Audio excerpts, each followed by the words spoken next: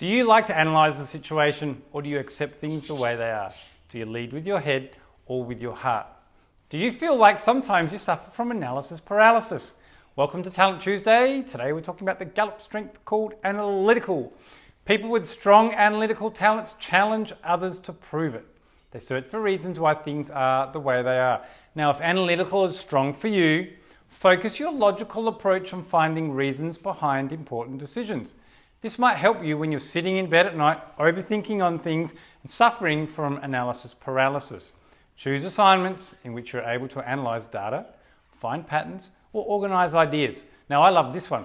Accept that at times you'll need to move and take action before all the facts are in place. This suits my Activator perfectly.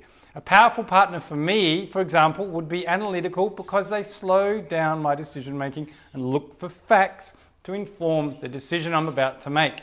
Now, if Analytical is low for you, when you feel the itch to take action, pause, research, and seek the advice of others.